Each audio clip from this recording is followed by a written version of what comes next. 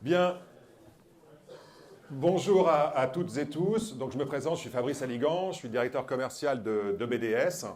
J'ai le plaisir d'animer cette table ronde avec nos trois intervenants qui vont se présenter d'ici quelques minutes. On a un petit débat, une table ronde donc pendant 45 minutes et ensuite vous aurez 15 minutes pour poser des questions à nos intervenants. Voilà, ils vont tenter de nous éclairer. Ils vont tenter de nous éclairer sur un vaste sujet qui est celui de l'IoT territorial et de l'IoT satellitaire. Voilà. Donc nous avons Astrid Cousteau de chez Kineis, nous avons Frank Fischer d'Unabiz et nous avons Thierry Gaillet de Orange. Voilà. Je vous laisse vous présenter. Astrid. Honneur aux dames, bien sûr. Bonjour à toutes et à tous. Mon nom c'est Astrid Cousteau. Je suis extrêmement ravie d'être ici parmi vous aujourd'hui.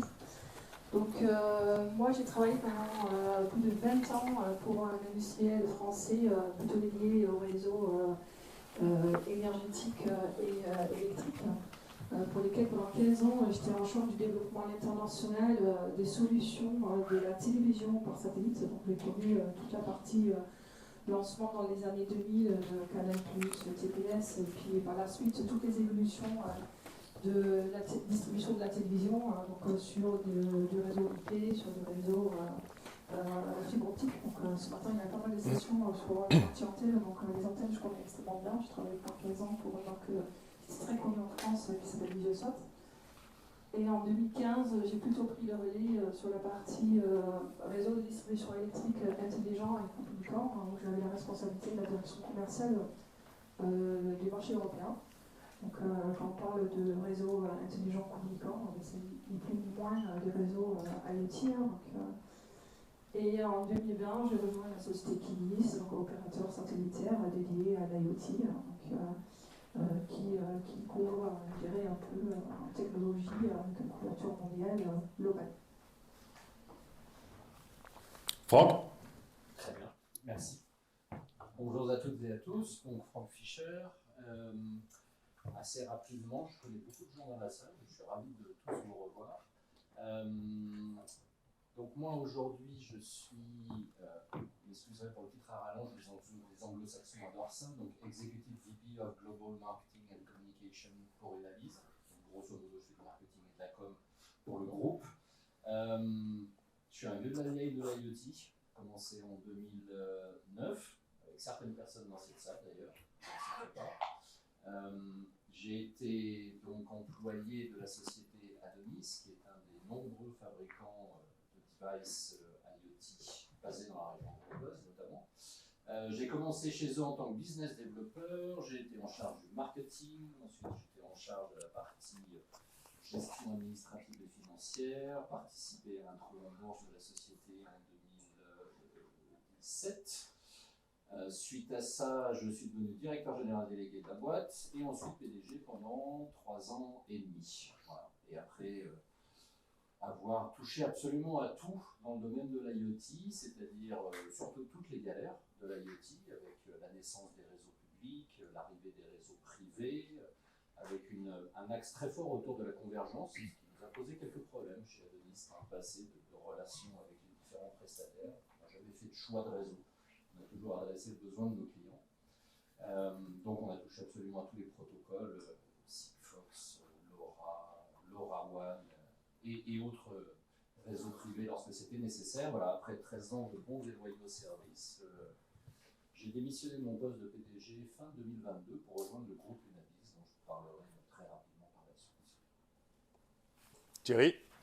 Merci, bonjour à toutes et à tous. Donc, je suis Thierry Gaillet, j'ai la chance de travailler pour le groupe Orange dans la partie innovation pour à la fois Orange Business, mais également les différents pays du groupe. Vous savez qu'on est présent en fait dans de multiples pays en Europe, également en Afrique. Et nous aussi, on a vécu énormément de choses sur l'IoT. Ça fait plus de 25 ans que je travaille chez Orange, toujours dans le B2B. J'ai la chance d'accompagner en fait des partenaires dont beaucoup sont également dans la salle, inscrits de la région, ATIM, BH Technologies, Adonis également, donc, et plein d'autres que je ne citerai pas, on n'aura pas le temps. Et donc, on anime un réseau en fait, de partenaires qui complètent les différentes offres, que ce soit en LoRaWAN. Donc, on l'a vu avec les réseaux publics que Sylvain évoquait tout à l'heure, Nous avons également de multiples réseaux, y compris des réseaux 5G privés que l'on gère pour les clients, on pourra en parler aussi tout à l'heure. Et la spécificité de Orange Innovation, c'est justement pour le groupe de mutualiser, en fait, je pense, non seulement sur la connectivité, mais également sur les plateformes qui fédèrent les différentes data que l'on collecte, qui fédèrent aussi le management des objets connectés. Bien, merci à vous trois. On va attaquer justement quand on va sur le site internet de vos entreprises respectives. Je vous invite à aller sur les sites Orange, Kineis et Unavis. Et on commence par quoi, Astrid? Il est question, le message clé, c'est la connectivité IoT spatiale. Et c'est vrai qu'on n'a peut-être pas naturellement tendance à associer le spatial et l'IoT. Qu'est-ce qui a changé depuis? Alors, ce qui a changé depuis, c'est que quand on regarde la demande clients aujourd'hui sur des applications IoT, on voit des typologies de demandes différentes. Et on voit aussi, j'ai entendu à droite les galères de l'IoT, c'est que dès qu'on a besoin de quelque chose qui est un peu sans frontières et en couverture globale, et c'est là, à ce moment-là, où vous commencez à vous casser les dents sur une multitude de technologies et qui souvent opèrent sur les différents pays, pas sur les mêmes bandes de fréquences, où il y a des coupures dès que vous avez du transfrontalier et avant tout, où il n'y a pas de couverture globale. Moi, souvent, je démarre avec le constat de dire on parle tous de plusieurs milliards d'objets connectés entre maintenant et 2030, mais quand on regarde la Terre, il n'y a que 15% de la Terre qui a une couverture terrestre aujourd'hui disponible. Donc ça laisse quand même une grosse partie du monde sans aucun moyen de connectivité. Donc là, je suis d'accord, il y a une grosse partie qui est couverte par les mers et les océans. Okay. Il y a des zones à forte urbanisation, donc c'est là où, entre autres, où les réseaux terrestres sont extrêmement forts. Hein, donc je pense que par le passé, les gens comme Sigfox, ils ont quand même ciblé des zones très denses parce qu'on doit amortir le développement du réseau par un nombre d'objets connectés, ce qui me semble évident.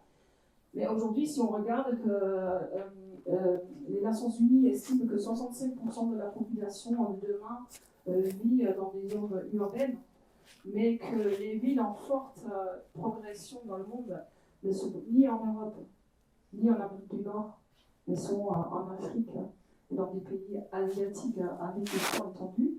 Il n'y aura jamais une couverture mondiale globale avec des déploiements réseau terrestre pour couvrir tous.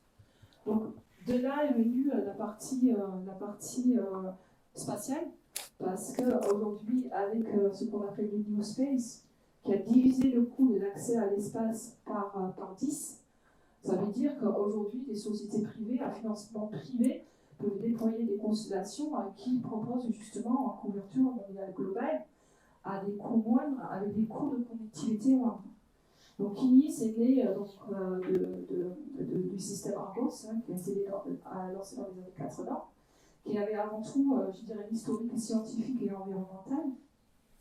Donc on est connecté avant l'existence du GPS, les tortues, les ours polaires, au profit des scientifiques. Et on s'est dit, pourquoi pas élargir les applications à l'IoT, plutôt commercial, privé, parce qu'aujourd'hui, l'accès à l'espace n'est pas cher, la connectivité est de moins en moins chère, et qui permet de démocratiser l'accessibilité à la donnée pour tous, quel que soit l'endroit dans le monde. Donc aujourd'hui, Kineis dit l'IoT pour tous, démocratiser la donnée, couverture globale mondiale, comme nos amis LP1, Low Power, Low Data et Low Cost. Et finalement, ça nous permet aujourd'hui d'adresser un certain nombre de marchés qui sont aujourd'hui déjà couverts par les applications terrestres des différents opérateurs, mais d'être complètement, je dirais, complémentaires. On parle beaucoup chez Kineis d'hybridation. On dit qu'on n'est pas en compétition, mais par contre, je pense qu'on peut tout à fait varier le meilleur de chaque réseau et ça devrait être transparent pour les clients finaux. Et peut-être que cette notion de complémentarité, on va la retrouver dans le message clé de Franck, je m'adresse à toi, pour Unabiz. Et quand on va sur le site internet d'Unabiz, c'est Proven Global Massive IoT Service. Donc il y a peut-être cette notion de complémentarité qui arrive dans ces deux mots, massif et global. Oui, tout à fait. Peut-être massif d'abord, Oui. le passage à l'échelle. Pour tous les gens qui sont dans le domaine de l'IoT, c'est un peu le Graal, c'est-à-dire enfin le passage à l'échelle, c'est-à-dire la multiplication du nombre de produits permettant d'adresser tous les besoins sur tous les marchés. C'est facile à dire, beaucoup moins facile à réaliser. Ça passe essentiellement par trois axes stratégiques. Les deux premiers sont assez évidents. C'est la convergence des protocoles, sujet qu'on va adresser un petit peu plus tard. Mais c'est quand même un élément essentiel et c'est ce qui a permis notamment à Unabiz, bien avant le rachat de Sigfox, dont vous êtes tous au courant, d'être une société avec beaucoup de succès et rentable, ce qui est assez rare dans le milieu de l'IoT, donc il faut le souligner. Donc la convergence des protocoles, ça passe également par un côté qu'on appelle ultra low cost, c'est-à-dire qu'est-ce que l'on peut faire aujourd'hui pour adresser les marchés en réduisant au maximum le coût d'accès aux produits et le coût d'accès au réseau. Donc il y a beaucoup de solutions pour y arriver, à la fois évidemment la massification du nombre d'objets, la réduction du coût des objets, ce qui est quelque chose quand même d'assez essentiel. Pas dans toutes les applications, évidemment, il y a beaucoup d'applications sur lesquelles les objets se doivent être des produits plutôt haut de gamme parce que les clients le demandent. Par contre, dans de très nombreuses applications, très nombreux champs applicatifs de nos clients, aujourd'hui, on voit finalement une expression de besoin qui est extrêmement simple, qui, je le fais de façon un peu caricaturale, mais qui est une donnée par jour envoyée sur le réseau. Et ça permet en fait de partir sur des designs de produits, voire même dans l'intégration native de la connectivité dans les produits, et c'est ce qui permet de passer à l'échelle. Quand on dit passer à l'échelle aujourd'hui, ça veut dire dépasser pour les clients le 1 million de pièces, à peu près. Et évidemment, beaucoup plus si c'est possible. Donc c'est quelque chose qui a déjà été fait avec des gros clients, des exemples comme DHL, comme Nishigaz au Japon ou autres, où on dépasse largement le 1 million de produits déployés, mais, je le précise, ça passe systématiquement par une convergence des protocoles. C'est-à-dire qu'un seul protocole n'est pas capable d'adresser l'ensemble des besoins du client. Notamment, si on prend l'exemple du Japon, pour vous donner une petite illustration, sur 1 300 000 connecteurs qui ont été déployés sur les réseaux de gaz à Tokyo, il y en a aujourd'hui 800 000 qui sont sur un réseau Sigfox, il y en a environ 350 000 qui sont sur des réseaux NT-EM1 et les autres sur des réseaux NB-IoT. Ou, à l'inverse, sur des marchés qui sont des marchés facility management, qui sont des marchés un peu compliqués parce que tout ce qui est gestion du bâtiment, ce sont des marchés qui sont extrêmement vaporisés. Il y a beaucoup de profondeur, mais c'est très vaporisé. Là, je dirais que de notre côté, à peu près 90% des déploiements se font sur des bases LoRaWAN. LoRaWAN privé managé, voire privé tout court, c'est-à-dire sans management du network server. Le troisième élément qui est très important dans la partie massive, c'est le côté qu'on appelle sustainability, donc éco-responsabilité. On ne peut pas être dans un dilemme permanent qui est celui d'amener sur le marché des produits en vendant des promesses de réduction des consommations d'énergie, de réduction, d'optimisation des process, etc., en étant en même temps un fabricant de produits électroniques qui pollue beaucoup et un utilisateur de serveurs qui consomme énormément d'énergie. Donc il faut réussir à jouer sur ces trois éléments-là en apportant à la fois une cohérence sur la partie éco-responsabilité, on pourra en parler éventuellement sur la partie design, etc., consommation des réseaux, c'est-à-dire utiliser la bonne data au bon moment et ne pas être dans le big data comme on le connaissait il y a quelques années, la partie convergence des protocoles et la réduction massive des coûts de produits et des coûts de connectivité. On va y revenir tout à l'heure. Et pour finir, Thierry, quand on va sur votre site, c'est marqué plus simple, plus proche, plus digital. C'est-à-dire que c'était compliqué. Enfin, je crois que Sylvain en a parlé tout à l'heure. L'IoT, c'est peut-être pas si simple que ça. Non, c'est pas simple. Et vous savez que c'est compliqué de faire simple, mais c'est ce qu'on fait nous pour nos clients et nos partenaires. Donc, on a des programmes en fait d'accompagnement qui aident à la fois nos clients finaux, mais aussi nos partenaires pour développer, comme l'évoquait Franck, dès la partie design, des objets qui soient à la fois donc frugaux en termes de consommation énergétique, frugaux également en termes de bandes passantes requises pour remonter en fait les différentes données. On s'intéresse aussi bien sûr à la sécurité intrinsèque des objets dès la partie design. Et on essaie de rendre ça le plus simple possible. On a fait, ça a été rendu public récemment, avec Tyco par exemple, pour 800 000 objets en 5 ans, tout un ensemble d'appareils en fait, qui permettent de réduire les consommations énergétiques de pompes à chaleur et de radiateurs électriques pour les foyers français. Alors Tyco, c'est une start-up suisse qui a été rachetée par le groupe Engie. Et on les a aidés justement dans l'accompagnement du design de différents objets, à la fois pour la partie frugalité énergétique, c'est le cas de le dire, mais également sur la partie communication. Alors nous, on est plutôt cellulaire, hein, on a à peu près 31 millions d'objets connectés en cellulaire, il y a à peu près moins de 10% qui sont en LoRaWAN, donc on est plus cellulaire de par nos grands clients qui sont des flottes automobiles réparties un peu partout dans le monde, hein, ça va des États-Unis avec de nouvelles sociétés qui font des voitures électriques complètement nouvelles, au-delà de ce que fait Tesla aujourd'hui. En Asie également, avec KDDI ou China Telecom, avec qui on a des partenaires. Et donc on est essentiellement cellulaire, et là aussi on travaille beaucoup sur la frugalité énergétique. Et on essaye de faire ça le plus simplement possible pour nos clients. Sans compter évidemment en cellulaire tous les problèmes de roaming. Vous savez que ce n'est pas toujours évident, il y a des pays dans lesquels le roaming permanent n'est pas autorisé. C'est là où on est bien content aussi d'avoir des solutions satellitaires pour compléter avec Astrid notamment la couverture. Et c'est très important de pouvoir capitaliser là-dessus et de simplifier encore une fois pour nos clients finaux le design des objets, la collecte des informations et ensuite, je dirais, l'exploitation de ces informations. Astrid, Franck, si vous voulez en rajouter sur la simplicité, n'hésitez pas. Hein. Et pour rejoindre Thierry, sur la partie simplicité, c'est souvent on part du besoin client. Et finalement, les clients, je pense que la technologie, et je suis intimement convaincue que la technologie, finalement, ne doit pas savoir ce qu'il y a derrière. C'est lui ce qu'il veut, c'est sa data. Il a besoin d'informations, et quelle que soit la technologie qui est derrière, on va les délivrer via un canal unique. Et donc ça peut être aussi bien chez Orange que chez Navis. Si je parle pour Kinis, on va intégrer aussi bien sur la plateforme de MicroTX que sur la plateforme de LineConnect. Et que ce côté technologie devrait rester dans le background, parce que je pense que si on vient avec un discours client et qu'on va lui parler de LP1, Sigfox, MBI aussi cellulaire, mais moi je suis client, je ne suis pas en courant. Parce que ce que je veux, c'est la data, et quelle que soit la technologie qui me l'apporte. Et Vas-y Thierry, vas-y. Les choses changent sur la data. C'est-à-dire qu'auparavant, on collectait tout et on remontait tout sur des serveurs. Là, la grande tendance aujourd'hui, c'est l'edge computing. Et on essaye d'avoir un traitement au plus proche du terrain possible. On le voit sur les caméras intelligentes, on le voit sur beaucoup d'équipements, et ça transforme complètement la donne. Aujourd'hui, on essaie d'avoir des traitements qui restent locaux, pas seulement pour des problèmes de performance, mais aussi des problèmes de privacy. Beaucoup de clients souhaitent garder chez eux, on-premise, en fait, leur data, et on ne remonte finalement que des éléments importants. Et ça, on le voit sur beaucoup d'appels d'offres aujourd'hui, beaucoup de cas clients. Je pense que vous pouvez abonder dans ce sens-là aussi à l'international.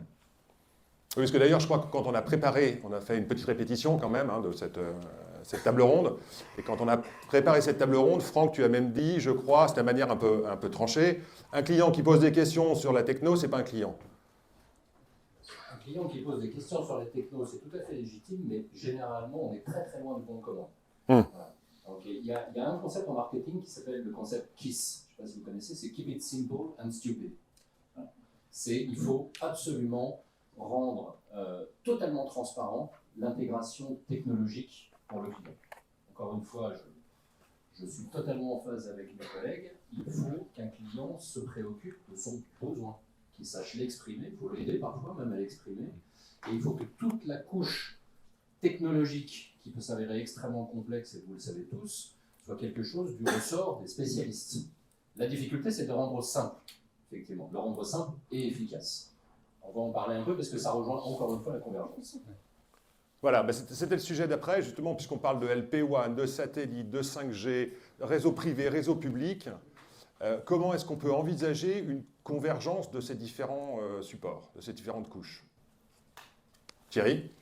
Je pense que le mot-clé, c'est hybridation ou convergence, peu importe le mot-clé qu'on utilise, mais les réseaux privés sont extrêmement importants. Nous, en tant qu'opérateurs, on aimerait effectivement que tout soit public, qu'on fasse tout, mais on est bien content aussi que des clients privés nous confient la gestion de réseaux. tant en LoRaWAN qu'en 5G, bien sûr. Vous savez que la 5G cristallise beaucoup d'efforts aujourd'hui, hein. L'ARCEP a rendu en fait des bandes de fréquences complémentaires pour des réseaux privés. Et on est très content d'accompagner là aussi des clients pour leurs propres réseaux privés qui déboucheront plus tard sur des réseaux hybrides, donc avec la possibilité d'avoir des choses qui resteront purement en local dans une usine, dans un bâtiment, et qui en fait auront une porosité vers l'extérieur pour pouvoir justement communiquer. Et ça c'est un fait en fait, on doit cohabiter avec des réseaux publics et privés, on doit hybrider ça le mieux possible. Et derrière, il y a beaucoup de notions de sécurité, beaucoup de notions de tarifs aussi. Il faut faire extrêmement attention effectivement aux business models qui sont derrière. On a des clients au début qui s'étaient lancés en disant voilà, on va faire un super réseau LoRaWAN parce que c'est assez facile finalement à faire, ça ne coûte pas très cher à installer.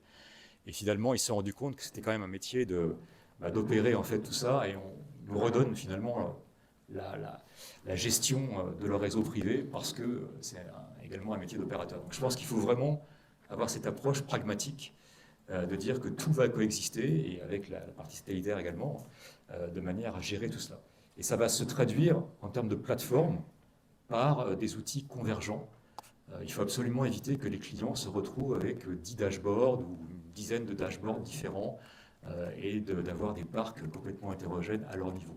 Il faut qu'on soit capable effectivement d'intégrer tout ça, d'harmoniser, d'agréger en fait les informations. Et c'est ce qu'on fait tant dans la partie déploiement. J'ai beaucoup aimé l'intervention de Sylvain, encore une fois. Nous, on travaille aussi beaucoup sur le déploiement, l'installation en fait, de différents capteurs, qui soient en LoRaWAN ou d'autres technologies, pour simplifier ça dès la phase en fait, de fulfillment et d'installation des équipements sur le réseau. Les aléas du direct, bien sûr. Astrid, Franck, vous avez des choses à rajouter? Oui, moi je rajoute parce que j'ai démarré chez Kinis en 2020 et dès 2020, j'ai pas mal participé à des panels au niveau international. Il y avait vraiment l'état d'esprit où chacun défendait sa technique. Je me suis retrouvée en tant que speaker sur la technologie satellitaire autour des gens, des opérateurs des télécoms, des gens de l'ORA. Et j'ai l'impression qu'il y a 2 ans, et c'est pas aussi loin que ça, c'était un peu chacun pour soi. Et chacun avec un discours, moi j'ai la meilleure solution. Et je pense qu'aujourd'hui, depuis quelques mois, et je pense que Ulavis a été très précurseur à ce moment-là, parce qu'eux ils ont poussé sur la zone Asie déjà de la multi-techno presque depuis le démarrage. Et je pense que depuis 12 mois, il y a un vrai changement d'état d'esprit de l'ensemble des acteurs. Et je me dis, finalement, et c'est un discours qu'on entend aussi chez les uns et les autres, c'est est-ce que le succès de l'IoT ne passe pas par un réseau, des réseaux. Donc, le succès du mass deployment, comme Franck l'a dit tout à l'heure, passe par un mélange et mariage de différentes technologies. Franck? Alors, je suis complètement d'accord avec Astrid. En fait, la convergence de protocoles est une quasi-obligation à partir du moment où on cherche à déployer de façon massive des flottes de capteurs. On n'a pas d'autre choix en fait. Il n'y a aucune technologie aujourd'hui qui a les capacités de répondre à 100% des besoins des clients. C'est aussi simple que ça. Que ce soit pour des problématiques de couverture, c'est pour ça qu'on est en partenariat avec Kineis, que ce soit pour des problématiques de lieu de déploiement sur du terrestre. Typiquement, si on utilise du LoRaWAN privé, c'est que c'est le meilleur système pour faire de l'indoor, voire du deep indoor sur des réseaux privés managés, ou sur des zones terrestres non couvertes. Je fais un peu la promo, désolé, on a signé un partenariat récemment avec CNET, qui est l'opérateur public LoRaWAN aux US, pour emmener nos clients sur les territoires US. Pas question d'aller déployer un nouveau réseau. On utilise ce qui fonctionne très bien. Donc cette convergence, elle est absolument nécessaire, d'autant plus que les spécifications techniques de chacun des réseaux étant propres, on ne peut pas demander à un réseau de tout faire. Je vous donne un exemple très simple. On a fait pas mal de déploiements dans les lieux industriels, sur lesquels on a à la fois des devices qui ont besoin d'émettre 1 ou 2 fois par jour, même 1 fois toutes les heures, peu importe, qui sont gérés de façon totalement autonome, qui sont sur des réseaux Sigfox ou des réseaux privés LoRaWAN, peu importe. Et puis on a un client en face qui dit oui mais c'est super, ça, moi une fois que j'ai reçu les alertes, les données, j'ai besoin d'intervenir sur mon matériel, à distance. Qu'est-ce que je fais? Là, on est un peu bloqué. Si on n'est que sur du LTE-WAN, c'est juste impossible. Donc, on y associe de la connectivité LTE ou cellulaire, 4G ou 5G, de sorte à pouvoir faire le contrôle commande en direct sur réception des données, ou traitement des données. De la même façon, sur des zones qui sont assez complexes en termes de couverture, je pense à l'Australie notamment, où on a déjà pas mal de déploiements du côté Unabis, notamment sur le suivi des fûts de bière. Vous savez que c'est un sujet avec lequel on ne plaisante pas en Australie. On a à peu près 500 000 fûts de bière qui sont suivis. Les réseaux cellulaires ou LPWAN sont pas mal déployés. Par contre, il y a très clairement plein de zones dans lesquelles on n'est pas capable de couvrir. Et là, l'équation économique est inenvisageable en termes de retour sur investissement si on pense à déployer un nouveau réseau terrestre. Donc, qu'est-ce qu'on fait? On va chercher le réseau satellitaire. Donc, c'est cette convergence-là vers laquelle on pousse. Ça, c'est le côté besoin client. Ensuite, l'autre chose, c'est la convergence, c'est super, mais à quel niveau doit-elle se produire? Pendant très longtemps, moi-même, en tant que fabricant de devices, on a cherché l'hybridation dans les devices. C'est une possibilité. C'est pas simple. Je sais qu'il y a quelques personnes ici qui savent que c'est même franchement compliqué. Et puis, ça a un coût. Ensuite, on a parlé de la convergence des protocoles au niveau des base stations. Mais est-ce qu'on ne ferait pas de l'hybridation au niveau des base stations? Donc, on laisse les devices chacun sur leur réseau, mais on va hybrider au niveau des base stations. Pourquoi pas? C'est pas simple, et puis en termes de déploiement, c'est un enjeu. Donc, finalement, l'hybridation, la convergence, où est-ce qu'elle se situe aujourd'hui? Elle se situe au niveau des couches intermédiaires, c'est-à-dire les couches de middleware. C'est la façon d'accepter tous les protocoles, quels qu'ils soient, dans une couche middleware unique, qui va, elle, s'occuper de l'hybridation, c'est-à-dire de l'uniformisation de la data, de sorte à ce qu'elle soit servie aux clients de façon totalement uniforme et simplifiée. C'est là, aujourd'hui, que se passe la convergence des protocoles de notre côté. Thierry? Oui, je suis absolument d'accord, et j'ajouterais qu'il faut respecter les standards également. C'est-à-dire que pour gérer des devices de multiples technologies, il faut absolument avoir une interface standard comme la M2M, par exemple, qui va permettre en fait de gérer à la fois l'état des différents capteurs, devices qui sont connectés, les mettre à jour et avoir cette capacité justement à avoir cette vue d'ensemble.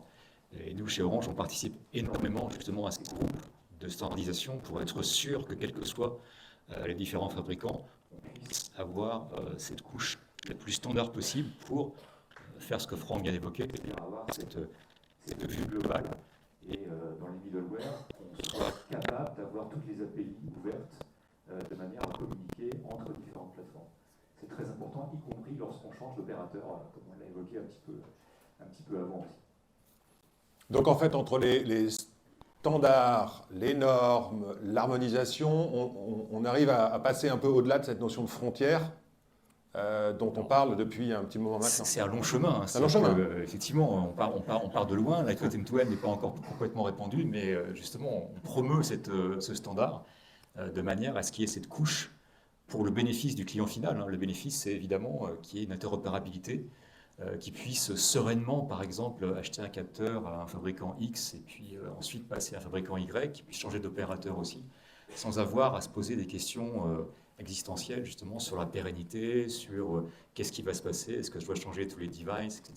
Donc c'est vraiment important d'avoir cette couche de sérénité, on va dire, d'abstraction entre le management des différents devices et les données qui en résultent et la partie matérielle elle-même.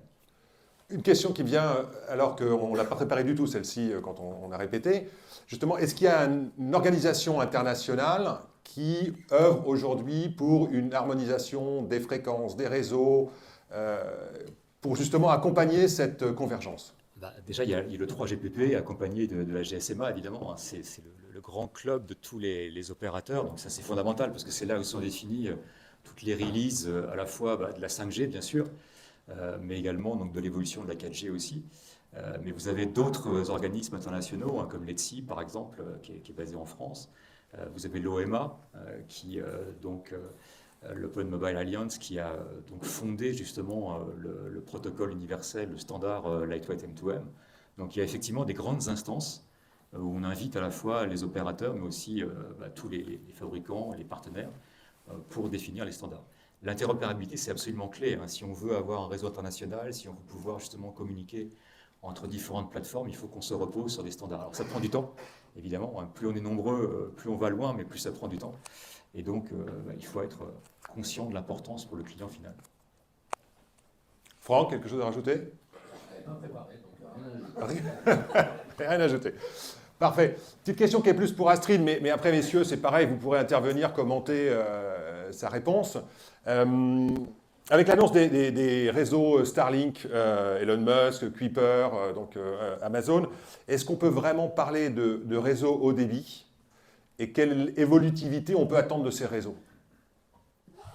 Donc, bon, je pense que tout le monde, c'est une question qui vient très souvent pour Kinis, c'est Kinis versus les méga constellations, OneWeb, SpaceX, il y en a d'autres, hein, parce qu'il y en a qui sont beaucoup plus exotiques, dont on n'entend pas beaucoup parler en France, mais en fait il y a les Chinois aussi qui ont des projets de méga constellations. Donc aujourd'hui, oui, je pense qu'on peut parler de haut débit. Par contre, il faut le comparer à ce qui s'est fait historiquement en termes de broadband. C'est que la problématique de ce genre de solutions qui sont vraiment dédiées à l'Internet des objets, c'est que le plus tu vas mettre du monde dans le tuyau, le plus le haut débit il va disparaître. Alors, ça a toujours été le cas.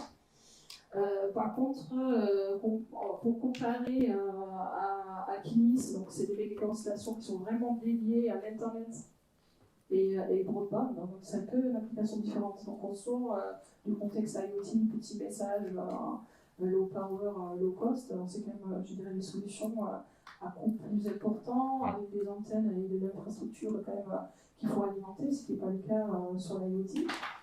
Aujourd'hui, bien évidemment, dans le contexte, je dis géopolitique un peu compliqué avec la guerre qui est aux portes de l'Europe, il y a un gros projet quand même de la Commission européenne de lancer une constellation européenne pour des questions de souveraineté, bien évidemment. Donc l'Europe cherche cette indépendance vis-à-vis, entre autres, des méga constellations américaines pour garder la data en Europe. Mais une fois de plus, on est vraiment sur des applications qui sont plutôt Internet, broadband, avec des débits différents, de l'infrastructure plus consommatrice et plus volumineuse aussi également. Donc, on pose la question souvent. Je pense qu'il y a quand même beaucoup de financement européen en ce moment et également du financement au niveau national pour garder une offre souveraine. Et dans ce cadre-là, par exemple, Kiwi, c'est une solution 100% souveraine parce qu'on opère de bout en bout notre propre système jusqu'aux stations sol. On a une vingtaine de stations sol dans le monde reparties pour, je dirais, redescendre l'information du satellite et de les envoyer sur le centre de service qui est hébergé également en France et opéré par des gens qui peuvent nous garantir, je dirais, la sécurité de la donnée. Sur la partie méga constellation, je pense que l'application elle est différente, le positionnement est différent. Et chez Kinis, on a tout à l'heure parlé de la partie plutôt sustainability. Nous, on veut, je dirais, par nos historiques qui sont plutôt scientifiques et environnementales, on veut aussi avoir un accès, ce qu'on dit à l'espace raisonné.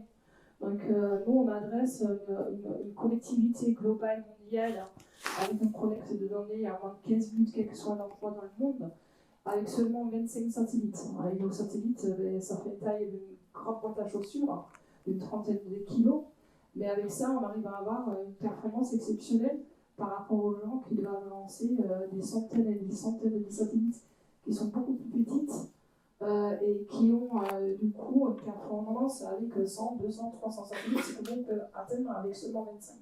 On veut aussi avoir l'accès à l'espace raisonné. Franck? Pas grand-chose à ajouter parce que c'était très complet. Non, peut-être juste d'un point de vue applicatif, nous, ce qui nous intéresse beaucoup dans l'aspect satellitaire, et notamment l'approche INEIS, c'est que Astrid mentionnait les problématiques géopolitiques auxquelles on est tous confrontés aujourd'hui, qui malheureusement sont en train de se tendre encore un petit peu plus. Et on a, pour vous donner un exemple très récent, participé au déploiement de nouveaux réseaux au Moyen-Orient, dans les mois qui viennent de passer. Et on a une grosse thématique au Moyen-Orient, c'est qu'il y a une exigence de cloud souverain. Voilà. Ça ne sort pas du pays. C'est aussi simple que ça. Par contre, il y a des clients sur place qui, eux, nous disent oui, mais moi, quid du roaming, de ma data, comment je fais pour couvrir sur d'autres zones, etc. Donc là, typiquement, on est sur une approche satellitaire, immédiatement, parce que ça répond tout de suite aux besoins. Et je reprends encore une fois cet aspect sustainability qui est vraiment quelque chose d'extrêmement important et auquel toutes les sociétés qui sont représentées ici, évidemment, doivent avoir une certaine sensibilité. C'est une obligation morale, c'est une opportunité de business. Disons-le clairement, toutes les sociétés qui s'y intéressent pas disparaîtront dans les 5 à 10 ans à venir. Le satellite représente une capacité à atteindre un niveau de performance au regard d'un impact global du fait du peu de nombre de satellites déployés pour couvrir des zones très importantes, qui en fait un partenaire de choix dans la gestion des data dans l'avenir.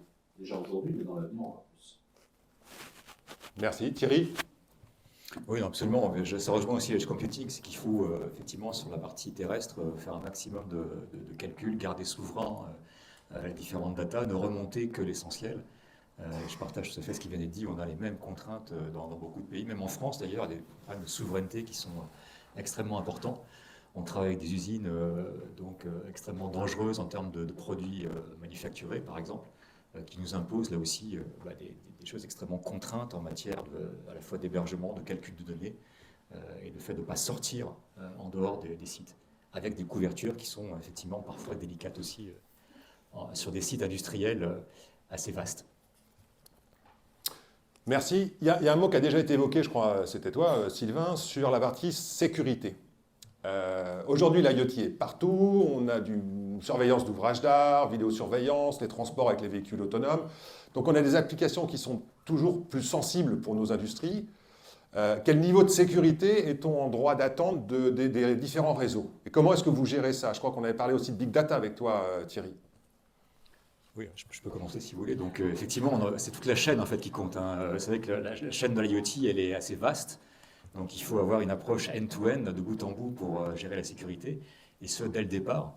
Donc nous, on contribue, là aussi, je reviens sur le programme d'accompagnement pour à la fois nos clients finaux et nos partenaires, sur les aspects à la fois sustainability, mais aussi sécurité, pour faire en sorte que les objets soient secure by design.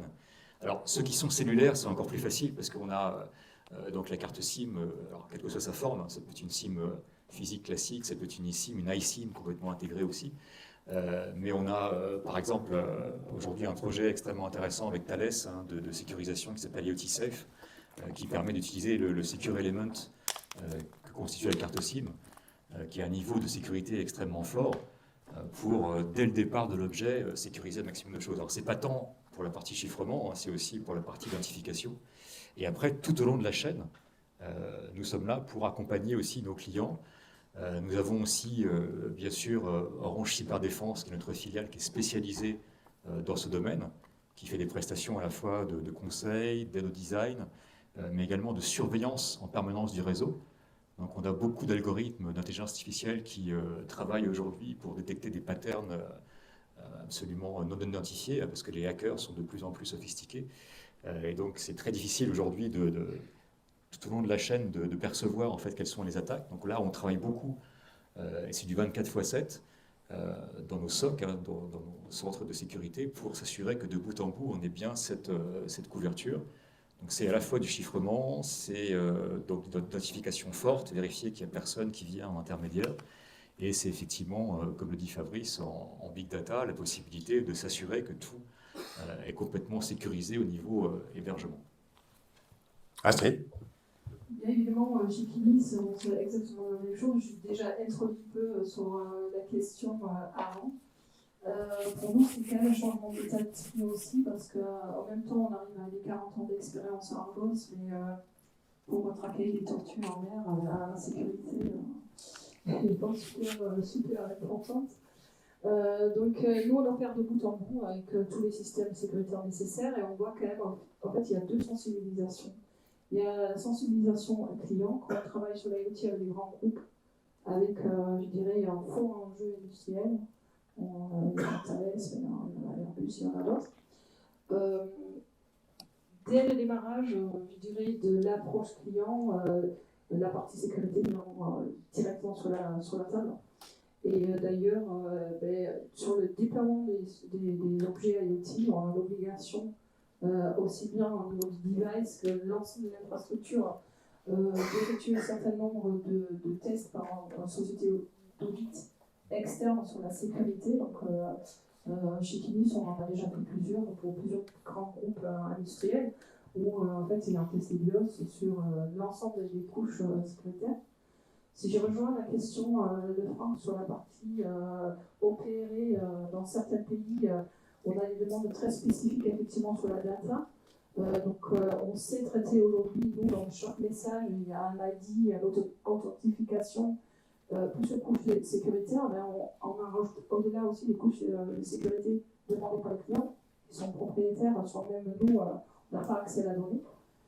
La société pour laquelle j'ai travaillé avant, j'ai travaillé pendant quelques années sur le projet Linky d'Enedis. Le groupe pour lequel j'ai travaillé a fait ce qu'on appelle le concentrateur de données dans le cadre du projet Linky. Et là aussi, il y a des couches d'encryptage où même l'industriel n'a pas accès à la donnée.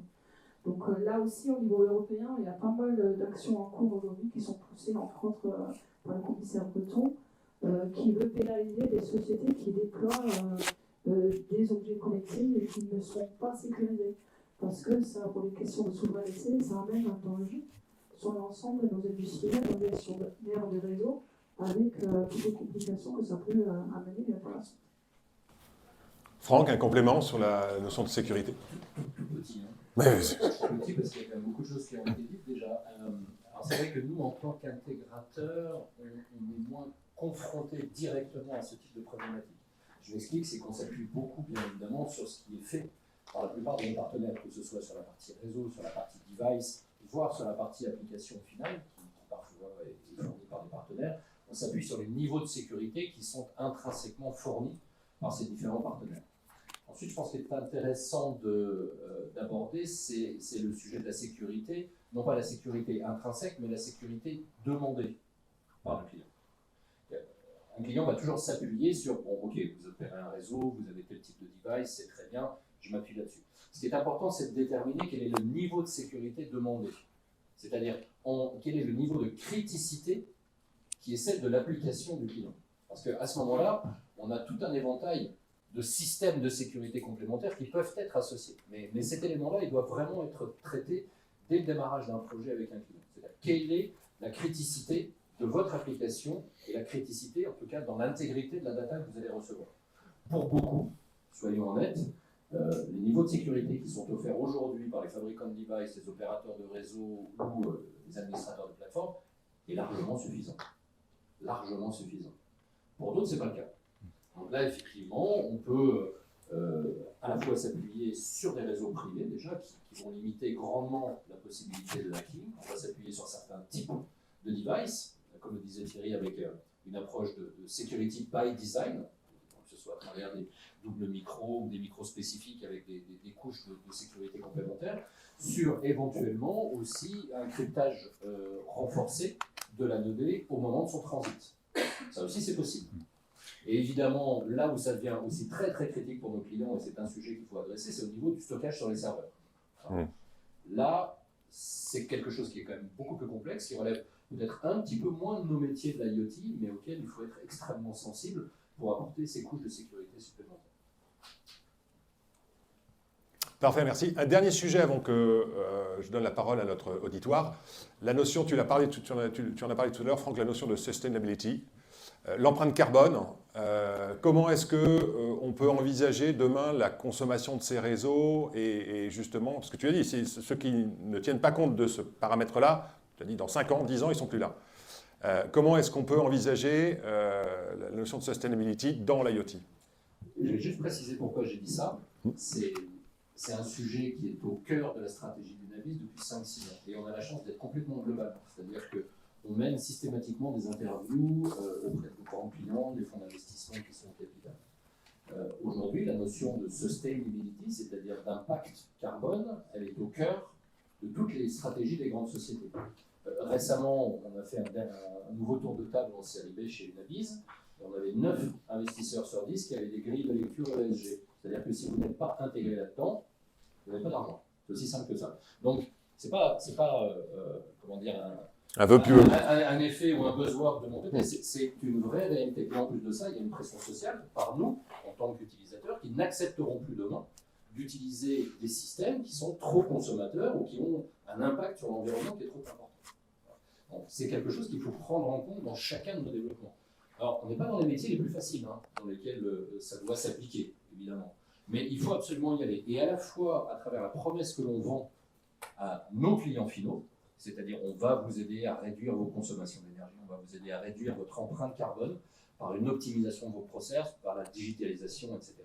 Mais il faut aussi se l'appliquer à nous-mêmes en tant que fabricants de produits, opérateurs de réseau, opérateurs de data center ou autres. C'est absolument obligatoire.